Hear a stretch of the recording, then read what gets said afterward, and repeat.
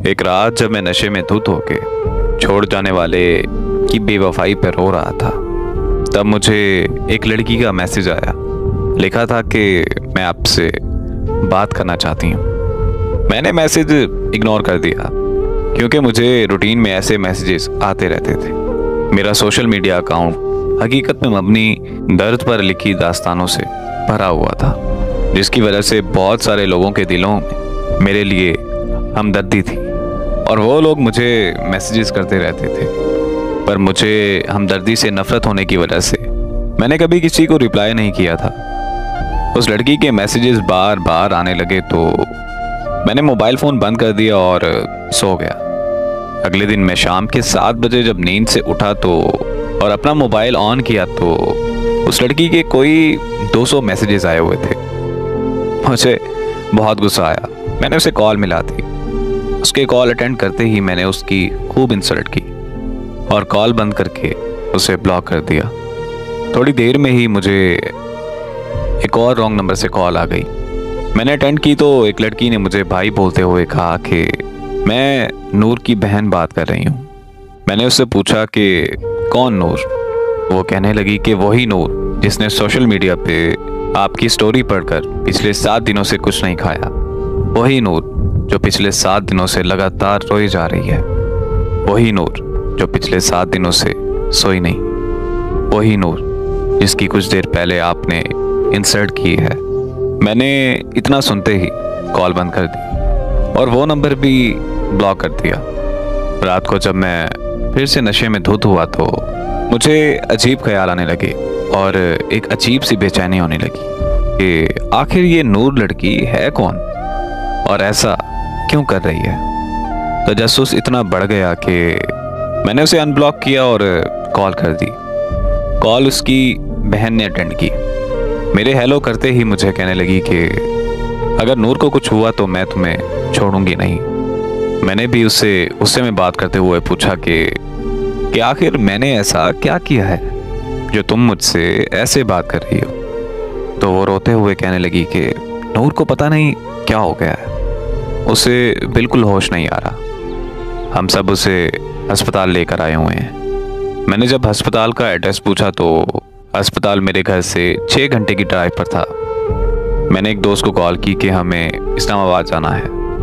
मेरा दोस्त आ गया और हम रात के 2 बजे इस्लामाबाद के लिए निकल पड़े। हम सुबह के 8 बजे इस्लामाबाद के अस्पताल पहुंच गए। वहां पहुंचते ही मेरी मुलाकात नूर की बहन से हुई। उसने बताया कि नूर को 104 पर बुखार है और उसे अभी तक होश नहीं आ रहा। फिर उसकी बहन ने जो मुझे नूर के बारे में बताया वो सुनकर तो मैं अपने होशो हवास खो बैठा था। आखिर ऐसा कैसे मुमकिन हो सकता है। नूर की बहन ने मुझे बताया कि हमारे वालिदैन एक रोड एक्सीडेंट में मारे गए थे। नूर को उनकी मौत का सदमा बहुत गहरा लगा।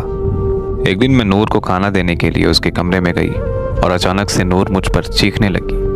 वो कहने लगी कि यहाँ से चली जाओ और मुझे मारना शुरू कर दिया। मैं और मेरे मामू नूर को अस्पताल ले गए। वहाँ जाकर पता चला कि नूर एक दिमागी मर्ज में मुब्तला है। ये एक ऐसा मर्ज है जिससे इंसानी सोच, एहसासात और मुतासिर होते हैं। पर हमें लगा कि बस ये माँ बाप की मौत का सदमा है और कुछ ही दिनों में नूर बिल्कुल ठीक हो जाएगी। तो हम नूर को घर वापस ले आए, लेकिन नूर की हालत दिन ब दिन बिगड़ने लगी। उसकी हालत इतनी ख़राब हो गई कि नूर खुदकुशी करने की कोशिशें करने लगी। हम नूर को फ़ौरन माहिर नफ्सियात के पास ले गए। उन्होंने बताया कि दीगर अमराज की तरह इस मर्ज़ का इलाज भी अद्वियात और थेरेपी से किया जा सकता है, पर बिना इलाज के नूर की हालत दिन ब दिन ख़राब होती जाएगी।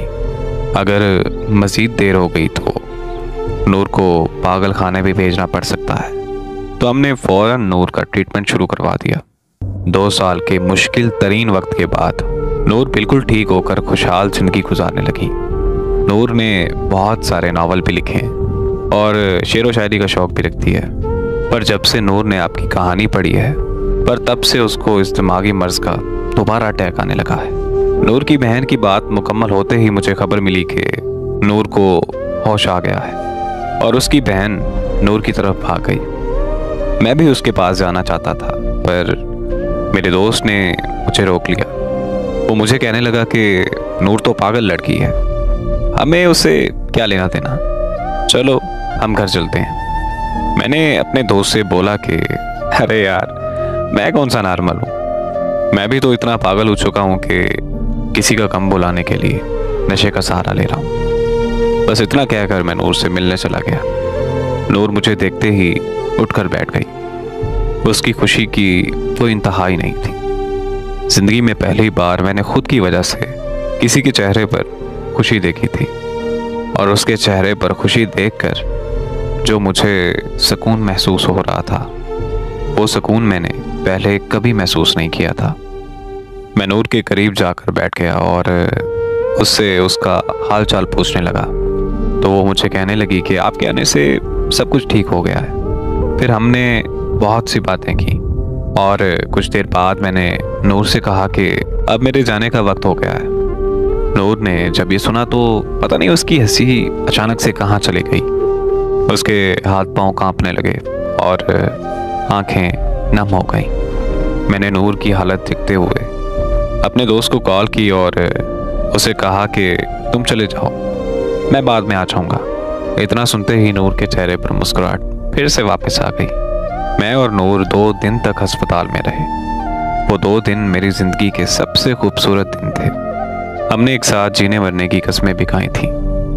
2 दिन बाद नूर को अस्पताल से छुट्टी मिल गई और हम दोनों अपने अपने घर चले गए। फिर हमारी फ़ोन पर दिन रात बातें होने लगी और ऐसे ही 1 साल गुजर गया। वो जहनी तौर पर बिल्कुल ठीक हो चुकी थी और मैं भी नशा मुकम्मल तौर पर छोड़ चुका था। यहाँ तक कि हमारी शादी के लिए हमारी फैमिलीज़ भी रजामंद हो चुकी थी।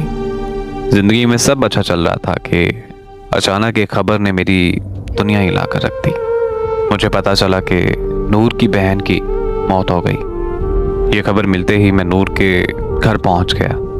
वहां पहुंचकर पता चला कि नूर की बहन ने प्यार में धोखा खाने के बाद खुदकुशी कर ली और नूर को फिर से वही दिमागी मर्ज का अटैक आया।